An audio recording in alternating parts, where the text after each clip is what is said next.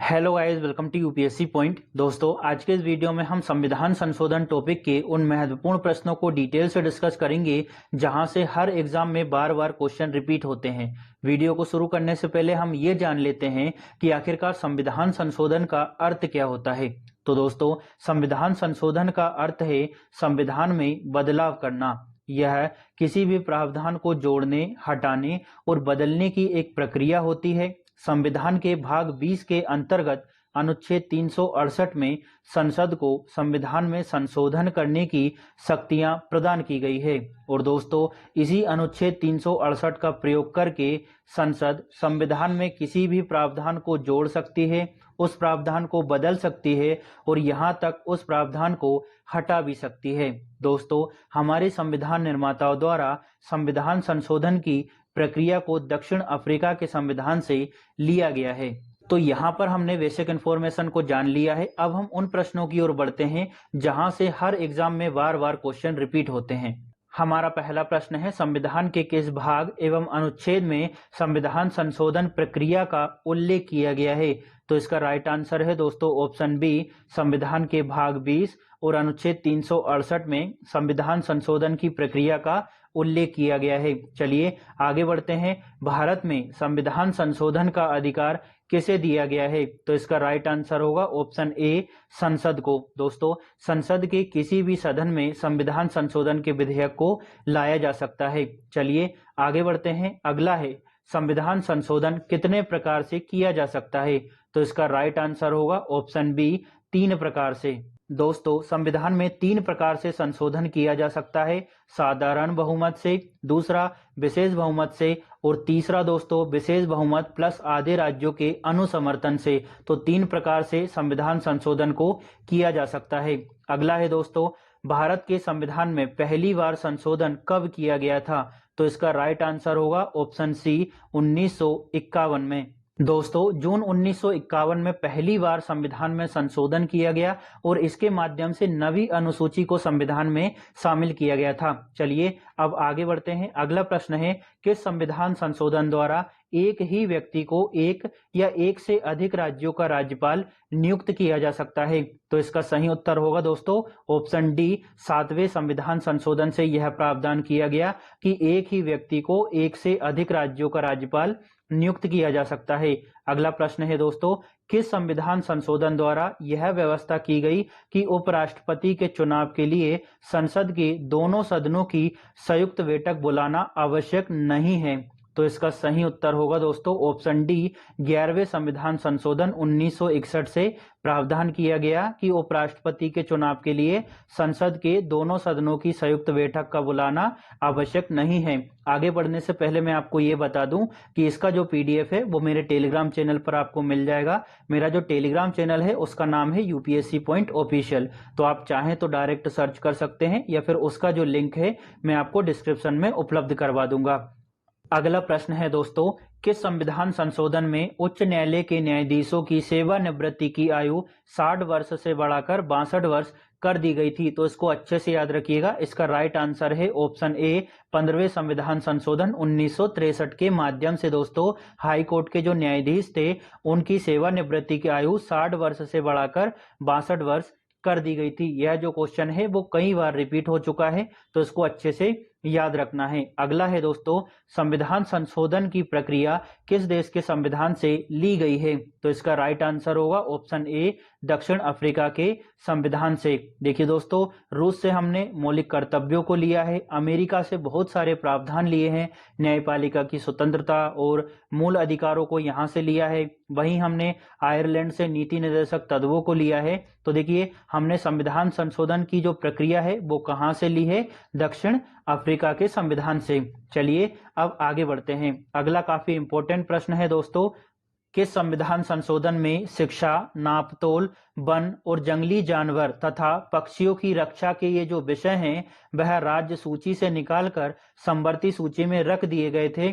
तो इसका right answer होगा दोस्तों ऑप्शन सी, 42वें संविधान संशोधन 1976 के माध्यम से ये जो सारे विषय हैं उनको राज्य सूची से निकालकर समवर्ती सूची में रख दिया था। चलिए अब आगे बढ़ते हैं। अगला प्रश्न है दोस्तों, किस संविधान संशोधन में सिंधी भाषा को मूल संविधान की 8वीं अनुसूची में जोड़ा गया था? ये काफी इंपॉर्टेंट प्रश्न है कि भैया सिंधी भाषा जो है उसको 8वीं अनुसूची में किस संविधान संशोधन के माध्यम से जोड़ा गया था? तो इसका राइट आंसर होगा 21वें संविधान संशोधन के माध्यम से। दोस्तों हमारा जो मूल संविधान था ना उसमें टोटल 14 भाषाएं शामिल थी और वर्तमान में 22 भाषाएं शामिल है 8वीं अनुसूची में। तो सबसे पहले सिंधी भाषा को 21वें संविधान संशोधन के माध्यम से जोड़ा गया था। आगे बढ़ें। अगला प्रश्न है दोस्तों, भारत के संविधान में मौलिक कर्तव्य का प्रावधान किस संविधान संशोधन द्वारा जोड़ा गया है? देखिए दोस्तों, हमारा जो मूल संविधान था ना उसमें मौलिक कर्तव्यों का कोई भी प्रावधान नहीं था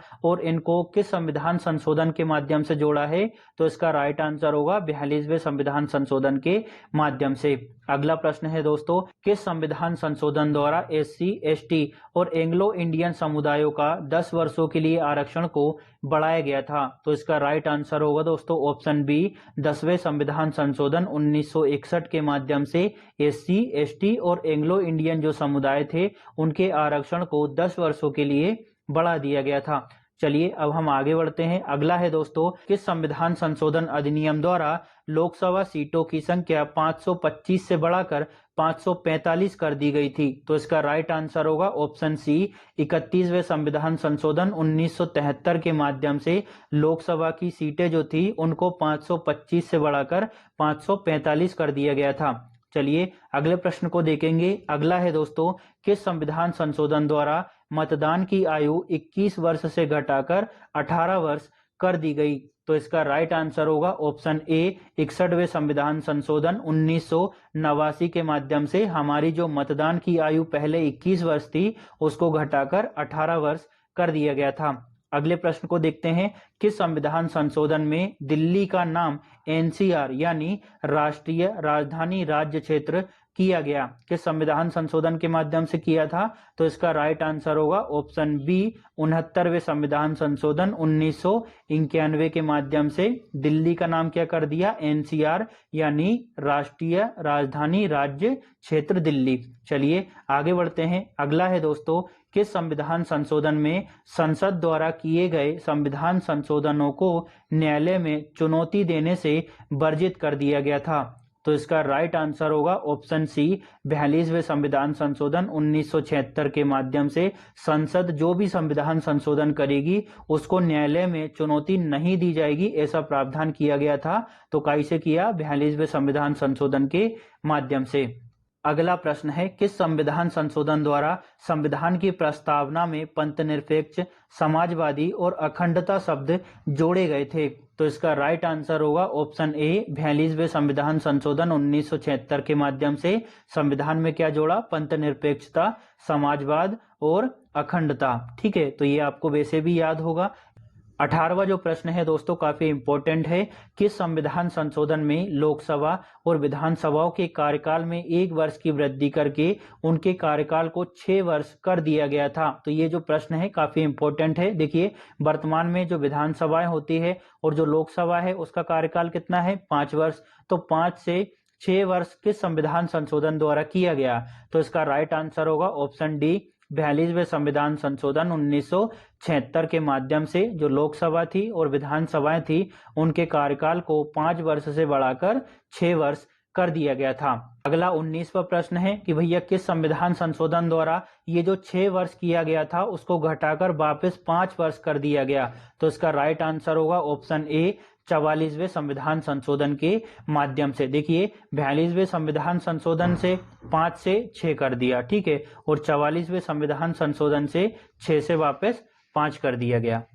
ठीक है, तो इसको अच्छे से याद रखिएगा। चलिए अब आगे बढ़ते हैं। अगला है दोस्तों, भारतीय संविधान के किस संशोधन द्वारा स्पष्ट रूप से यह व्यवस्था की गई कि भारत के राष्ट्रपति मंत्रिपरिषद की सलाह मानने के लिए बाध्य हैं? तो इसका राइट आंसर होगा दोस्तों ऑप्शन सी 42वां संविधान संशोधन अधिनियम 1976। दोस्तों 42वें संविधान संशोधन अधिनियम के माध्यम से राष्ट्रपति के लिए यह बाध्यकारी कर दिया कि वह मंत्री परिषद की सलाह को मना नहीं कर सकता, मंत्री परिषद की सलाह उसको मानना होगा। आगे बढ़े, अगला है निम्न में से कौन सा संशोधन अधिनियम मिनी संविधान कहलाता है, यानी लघु संविधान किस संशोधन अधिनियम को कहा जाता है? तो इसका राइट आंसर होगा ऑप्शन बी 42वें संविधान संशोधन अधिनियम 1976 को। दोस्तों 42वें संविधान संशोधन के माध्यम से बहुत सारे संविधान में बदलाव किए गए, इसी वजह से 42वां जो संविधान संशोधन अधिनियम है उसको मिनी संविधान या फिर लघु संविधान के नाम से भी जानते हैं। चलिए आगे बढ़ते हैं। अगला है दोस्तों, किस संविधान संशोधन द्वारा अनुच्छेद 371 ए जोड़ा गया, यानी 371 का जोड़ा गया, जिसमें नागालैंड के प्रशासन के लिए कुछ विशेष प्रावधान किए गए? तो इसका राइट आंसर होगा ऑप्शन डी 13वां संविधान संशोधन 1962। इसके माध्यम से दोस्तों अनुच्छेद 371 का जोड़ा गया और नागालैंड के प्रशासन के लिए बहुत सारे बदलाव किए गए। आगे बढ़े, अगला है दोस्तों, किस संविधान संशोधन में कोंकणी, मणिपुरी और नेपाली भाषाओं को संविधान की 8वीं अनुसूची में सम्मिलित किया गया था? तो ये जो प्रश्न है काफी इंपॉर्टेंट है, तो इसको अच्छे से ध्यान रखना है। इसका राइट आंसर होगा ऑप्शन ए 71वां संविधान संशोधन 1992। इसके माध्यम से दोस्तों संविधान की जो अनुसूची 8 है उसमें हमने नमक को जोड़ा था, यानी नेपाली, मणिपुर और कोंकणी। तो हमने 71वें संविधान संशोधन के माध्यम से 3 भाषाओं को जोड़ा, और ये 3 भाषाएं कौन कौन सी है? नमक, नेपाली, मणिपुरी और कोंकणी। और कौन सी अनुसूची में जोड़ा था? 8वीं अनुसूची में। चलिए आगे बढ़ते हैं। अगला प्रश्न है, किस संविधान संशोधन में संविधान में एक नया भाग 9 तथा 11वीं अनुसूची जोड़ी गई थी? तो इसका राइट आंसर होगा ऑप्शन सी 73वें संविधान संशोधन 1992 के माध्यम से दोस्तों संविधान में 11वीं अनुसूची जोड़ी गई और भाग 9 को जोड़ा गया। चलिए आगे बढ़ते हैं। अगला प्रश्न है, किस संविधान संशोधन द्वारा अब आपातकाल आंतरिक अशांति के आधार पर नहीं बल्कि सशस्त्र विद्रोह के आधार पर लगाया जा सकता है? तो इसका राइट आंसर होगा दोस्तों ऑप्शन बी 44वां संविधान संशोधन 1978 से संविधान में से जब आपातकाल लगेगा तो उसके लिए आंतरिक अशांति शब्द को हटा दिया और उसके स्थान पर सशस्त्र विद्रोह को प्रयोग किया गया। तो इसको अच्छे से याद रखना है कि आंतरिक अशांति के आधार पर सशस्त्र विद्रोह शब्द कब जोड़ा गया था दोस्तों? 44वें संविधान संशोधन 1978 के माध्यम से। अगला प्रश्न है, किस संविधान संशोधन द्वारा संपत्ति के अधिकार को मूल अधिकारों की सूची से हटाकर कानूनी अधिकार का दर्जा दिया गया? तो इसका राइट आंसर होगा ऑप्शन डी 44वें संविधान संशोधन 1978। दोस्तों हमारा जो मूल संविधान था ना उसमें हमें 7 मौलिक अधिकार प्राप्त थे, लेकिन 44वें संविधान संशोधन 1978 के माध्यम से ये जो 7वां था ना उसको हटा दिया, मतलब संपत्ति के अधिकार को मूल अधिकारों की सूची से हटा दिया और उसको एक कानूनी अधिकार बना दिया था। तो इसको अच्छे से याद रखिएगा। अगला है, विधानसभा में किसी दल के निर्वाचित सदस्य के दल बदल पर प्रतिबंध किस संविधान संशोधन द्वारा लगाया गया था? तो इसका राइट आंसर होगा 52वें संविधान संशोधन 1985 के द्वारा दल बदल पर प्रतिबंध लगाया गया था। ये वाला जो प्रश्न है वो भी कई बार आ चुका है, तो उसको अच्छे से पढ़ना है। अगला है दोस्तों, इनमें से किस संविधान संशोधन द्वारा राष्ट्रपति ने भारत के लोगों को संविधान का आधिकारिक हिंदी संस्करण प्रदान किया? अच्छे से प्रश्न को देखना है। इनमें से किस संशोधन द्वारा राष्ट्रपति ने भारत के लोगों को संविधान का आधिकारिक हिंदी संस्करण प्रदान किया? तो दोस्तों इसका राइट आंसर होगा ऑप्शन सी 58वें संविधान संशोधन 1987 के माध्यम से। आगे बढ़ें। अगला है दोस्तों 29वां प्रश्न, किस संविधान संशोधन द्वारा अनुसूचित जाति और अनुसूचित जनजाति के लिए एक बहुसदस्यीय राष्ट्रीय आयोग की स्थापना का प्रावधान किया गया? तो इसका राइट आंसर होगा ऑप्शन बी 65वें संविधान संशोधन 1990 के माध्यम से दोस्तों एसटी एससी के लिए एक बहुसदस्यीय राष्ट्रीय आयोग की स्थापना का प्रावधान किया गया था, और आगे चलकर दोस्तों इन दोनों को अलग अलग कर दिया, तो उसके बारे में भी हम चर्चा करेंगे। अगला प्रश्न है दोस्तों, किस संविधान संशोधन द्वारा राज्यों का 4 वर्गों में विभाजन समाप्त कर उन्हें 14 राज्यों और 6 केंद्र शासित प्रदेशों में विभक्त किया गया था। ये जो प्रश्न है काफी इंपॉर्टेंट है, एक बार और सुनिए। किस संविधान संशोधन द्वारा राज्यों का 4 वर्गों में विभाजन समाप्त करके उन्हें 14 राज्यों और 6 केंद्र शासित प्रदेशों में विभक्त कर दिया गया था? तो दोस्तों इसका राइट आंसर होगा ऑप्शन ए, 7वें संविधान संशोधन 1956 के माध्यम से। जो हमारी 4 श्रेणियां थी ना दोस्तों, ए, बी, सी और डी, इस तरह से हमारे 4 राज्य बटे हुए थे 4 भागों में, तो इनको समाप्त करके 14 राज्य और 6 केंद्र शासित प्रदेशों का निर्माण किया गया था। इसको हम थोड़ा सा डिटेल से देखेंगे क्योंकि ये जो 7वां संविधान संशोधन है ना, ये काफी इंपॉर्टेंट है। दोस्तों 7वें संविधान संशोधन के माध्यम से भाषा के आधार पर 14 राज्य और 6 केंद्र शासित प्रदेशों का गठन किया गया। इसी के साथ साथ 2 या 2 से अधिक राज्यों के लिए एक हाईकोर्ट होगा, ऐसा प्रावधान भी किया गया। इसी के साथ दोस्तों 2 या 2 से अधिक राज्यों का एक राज्यपाल नियुक्त किया जा सकता है। तो ये वाला जो प्रावधान है ना, वो भी 7वें संविधान संशोधन के माध्यम से ही किया गया था। इसी के साथ केंद्र शासित प्रदेशों में उच्च न्यायालय का जो क्षेत्राधिकार है उसका विस्तार भी 7वें संविधान संशोधन से किया गया था। तो ये जो 7वां संविधान संशोधन है काफी इंपॉर्टेंट है, तो उसके बारे में ये सभी पॉइंट आपको अच्छे से याद रखना है। चलिए अब हम आगे बढ़ते हैं। अगला प्रश्न है दोस्तों, किस संविधान संशोधन में दिल्ली के लिए विधानसभा और मंत्रिमंडल के गठन की व्यवस्था की गई थी? तो इसका राइट आंसर होगा ऑप्शन डी, 69वें संविधान संशोधन 1991 के माध्यम से दोस्तों दिल्ली विधानसभा का निर्माण किया गया और मंत्रिमंडल का गठन किया गया। चलिए अब हम आगे बढ़ते हैं। अब हमारा ये जो 32वां प्रश्न है दोस्तों काफी इंपॉर्टेंट है। किस संविधान संशोधन में दिल्ली और पौंडीचेरी संघ राज्य क्षेत्रों के विधानसभा के सदस्यों को राष्ट्रपति के निर्वाचन मंडल में शामिल करने की व्यवस्था की गई थी? एक बार और अच्छे से सुनिएगा कि किस संविधान संशोधन में दिल्ली और पौंडुचेरी ये जो संघ राज्य क्षेत्र हैं उनकी विधानसभा के जो सदस्य थे उनको राष्ट्रपति के निर्वाचन मंडल में शामिल करने की व्यवस्था किस संविधान संशोधन से की गई? तो इसका राइट आंसर होगा ऑप्शन ए, 70वें संविधान संशोधन 1992 के माध्यम से। अगला है दोस्तों, किस संविधान संशोधन द्वारा मौलिक अधिकारों की संख्या 7 से घटाकर 6 कर दी गई? तो इसका राइट आंसर होगा ऑप्शन बी, 44वें संविधान संशोधन 1978 के माध्यम से। यहाँ पर दोस्तों 44वें संविधान संशोधन से संपत्ति के अधिकार को हटा दिया था जो कि मौलिक अधिकार था, और इसको हटाने के बाद हमारे जो मौलिक अधिकार बचे थे उनकी संख्या हो गई थी 6।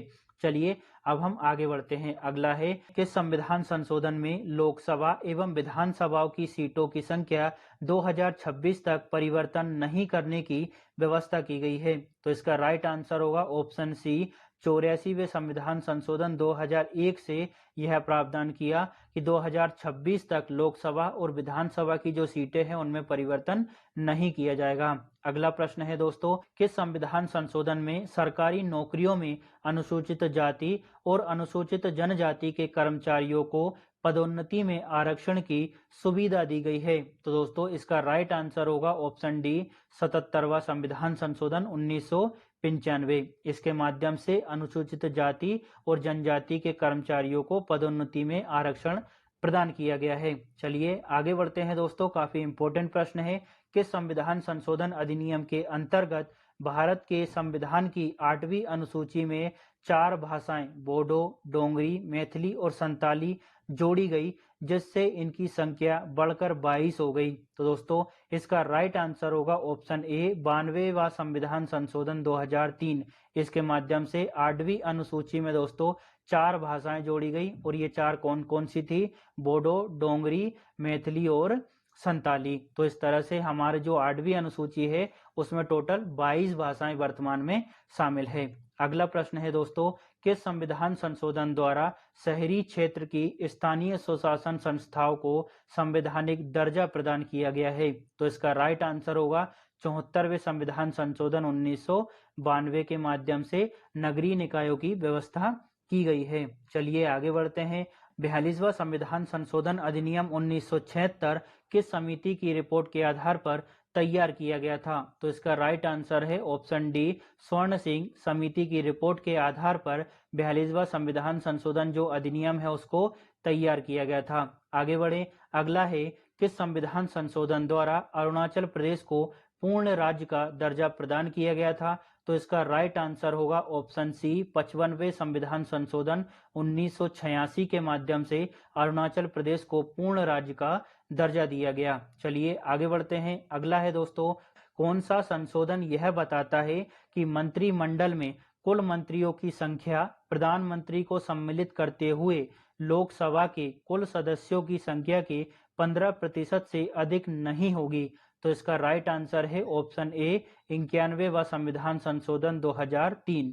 ये वाला जो प्रश्न है काफी इंपॉर्टेंट है, तो इसको बहुत ही अच्छे से याद रखना है। चलिए अब हम आगे बढ़ते हैं। अगला है दोस्तों, किस संविधान संशोधन द्वारा मिजोरम को पूर्ण राज्य का दर्जा दिया गया था? तो इसका राइट आंसर होगा ऑप्शन डी, 53वां संविधान संशोधन 1986। देखिए दोस्तों, मिजोरम को पूर्ण राज्य का दर्जा दिया गया 53वें संविधान संशोधन के माध्यम से।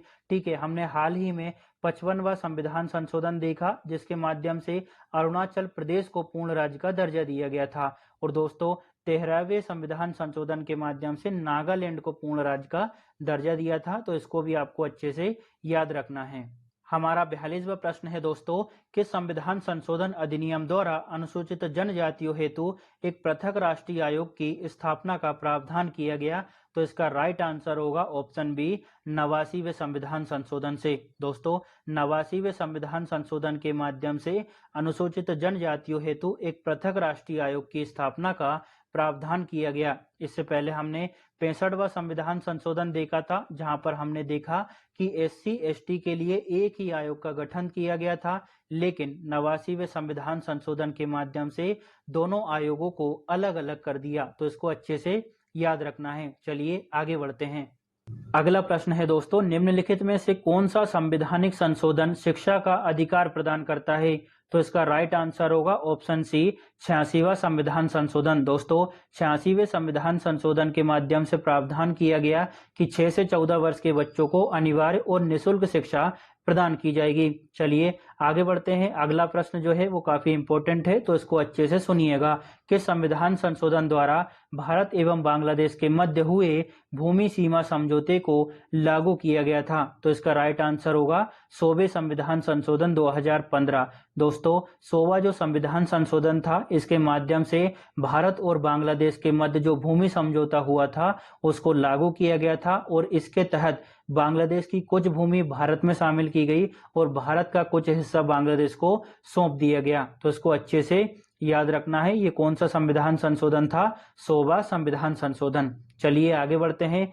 कौन सा संविधान संशोधन राष्ट्रीय पिछड़ा वर्ग आयोग को संवैधानिक दर्जा प्रदान करता है? तो इसका राइट आंसर होगा ऑप्शन बी, 102वां संविधान संशोधन अधिनियम जो कि 2018 में बना था। दोस्तों, यह जो है राष्ट्रीय पिछड़ा वर्ग आयोग को संवैधानिक दर्जा प्रदान करता है। तो इसको अच्छे से याद रखना है।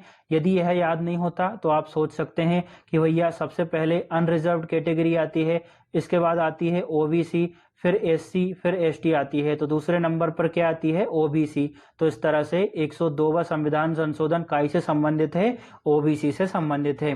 चलिए आगे बढ़ते हैं। अगला प्रश्न है, किस संविधान संशोधन द्वारा सार्वजनिक रोजगार में आर्थिक रूप से कमजोर वर्गों के लिए 10% आरक्षण की व्यवस्था की गई है? मतलब यहाँ पर सीधी सी बात है, ये पूछ रहा है कि EWS का प्रावधान किस संविधान संशोधन के माध्यम से किया है? तो इसका राइट आंसर होगा ऑप्शन डी, 103वें संविधान संशोधन अधिनियम 2019 के माध्यम से EWS को दोस्तों, यानी आर्थिक रूप से कमजोर वर्गों को सार्वजनिक रोजगार में 10% आरक्षण की व्यवस्था की गई है। चलिए आगे बढ़ते हैं। अगला है दोस्तों, किस संविधान संशोधन अधिनियम का संबंध GST से है? तो भैया किसका है GST से? ऑप्शन सी इसका राइट आंसर होगा। 101वां संविधान संशोधन दोस्तों GST से संबंधित है और यह 2016 में पारित हुआ था। तो अच्छे से याद रखना है कि GST से संबंधित कौन सा संविधान संशोधन है? 101वां संविधान संशोधन।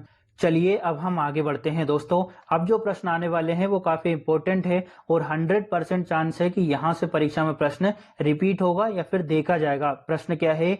भारत के संविधान के 104वें संशोधन का मुख्य उद्देश्य क्या था? तो दोस्तों इसका राइट आंसर होगा ऑप्शन सी, लोकसभा और राज्य विधानसभाओं में एंग्लो इंडियन के आरक्षण को समाप्त करना। दोस्तों लोकसभा और राज्य विधानसभाओं में जो एंग्लो इंडियन की नियुक्ति के प्रावधान थे, उनके जो मनोनयन के प्रावधान थे, उसको समाप्त कर दिया था 104वें संविधान संशोधन के माध्यम से। कुछ और बातें हैं, उनको भी हम एक्सप्लेनेशन के माध्यम से देखते हैं। सबसे पहले हम जानते हैं कि यह अधिनियम कब लागू हुआ। तो दोस्तों यह जो अधिनियम है वह 25 जनवरी 2020 को लागू हुआ था। इसके मुख्य उद्देश्यों की बात करें तो इसका पहला उद्देश्य था एंग्लो इंडियन समुदायों को लोकसभा और राज्य विधानसभाओं में जो 2 सीटें मनोनयन द्वारा मिलती थी उनको समाप्त करना, और इसका दूसरा उद्देश्य था एसटी एससी के आरक्षण को 10 वर्षों यानी 2030 के लिए बढ़ा देना। तो 104वां जो संविधान संशोधन है वो आपको अच्छे से समझ आ गया होगा। चलिए अब हम आगे बढ़ते हैं। हमारा अगला प्रश्न है 105वां संविधान संशोधन किससे संबंधित है? तो इसका राइट आंसर होगा ऑप्शन बी, राज्यों को अपनी ओबीसी सूची बनाने का अधिकार देने से संबंधित है 105वां संविधान संशोधन। अब आपके मन में प्रश्न आएगा, क्या राज्य अन्य पिछड़ा वर्ग आयोग की सूची नहीं बना सकते थे क्या? तो इसको हम समझेंगे एक्सप्लेनेशन के माध्यम से। सबसे पहले हम बात करते हैं कि 105वां जो संविधान संशोधन है वह संसद से कब पारित हुआ। तो यह पारित हुआ था अगस्त 2021 में। अब हम बात करते हैं इसके मुख्य उद्देश्य क्या है। तो दोस्तों इसका मुख्य उद्देश्य है राज्यों को अधिकार देना कि वे अपनी अन्य पिछड़ा वर्ग की जो सूची है वह खुद बना सके। दोस्तों सुप्रीम कोर्ट का एक निर्णय आया था मराठा रिजर्वेशन केस 2021 में, जिसमें सुप्रीम कोर्ट ने कहा कि जो ओबीसी की सूची है वह केवल केंद्र सरकार तय करेगी। इस वजह से राज्यों का जो अधिकार था वो समाप्त हो गया था और वापस 105वें संविधान संशोधन के माध्यम से राज्यों को यह अधिकार पुनः दिया गया। तो आपको अच्छे से समझ आ गया होगा। अब हम बात करते हैं दोस्तों काफी इंपॉर्टेंट संविधान संशोधन की, जहां से 100% परीक्षा में प्रश्न आएगा ही आएगा। हमारा प्रश्न क्या है?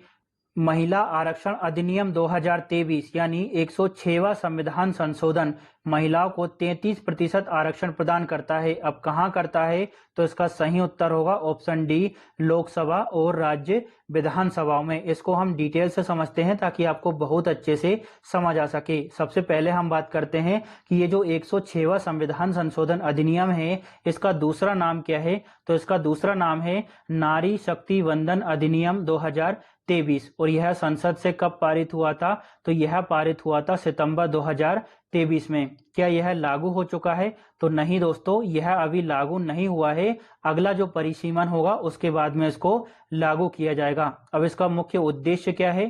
तो दोस्तों यह जो अधिनियम है वो लोकसभा, प्रत्येक राज्य की विधानसभा एवं राष्ट्रीय राजधानी क्षेत्र दिल्ली की विधानसभा में कुल सीटों का 1/3 यानी 33% सीटें महिलाओं के लिए आरक्षित करने का प्रावधान करता है। तो इसको अच्छे से याद रखिएगा, कितने प्रतिशत? 33%। कुछ और भी बातें हैं उनको देख लेते हैं। अब हम बात करते हैं कि ये जो 106वां संविधान संशोधन है इसके माध्यम से संविधान में कौन से अनुच्छेद जोड़े गए। तो सबसे पहले जोड़ा गया 330A, फिर 332A और 334A। 330A क्या कहता है?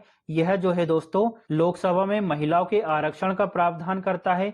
332A जो है वह राज्य विधानसभाओं में महिलाओं के आरक्षण की बात करता है कि यहाँ पर भी हम 33% आरक्षण देंगे। इसी के साथ 334 जो ए है वो ऐसा बोलता है कि यह जो आरक्षण है वो 15 वर्षों तक लागू रहेगा, लेकिन संसद द्वारा इसे कानून बनाकर आगे बढ़ाया जा सकता है। ये जो 106वां संविधान संशोधन है दोस्तों हमने डिटेल से पढ़ लिया है। इसकी जो पीडीएफ है वो आपको टेलीग्राम पर मिल जाएगी। अभी तक 106 संविधान संशोधन हुए हैं। आगे अगर कोई अपडेशन आता है तो मैं आपको उपलब्ध करवा दूंगा। आशा करता हूं कि यह जो वीडियो है आपको काफी अच्छा लगा होगा। अगर आपको अच्छी वीडियो लगी हो तो लाइक, शेयर और सब्सक्राइब जरूर करिएगा, साथ ही कमेंट जरूर करिएगा। Thank you.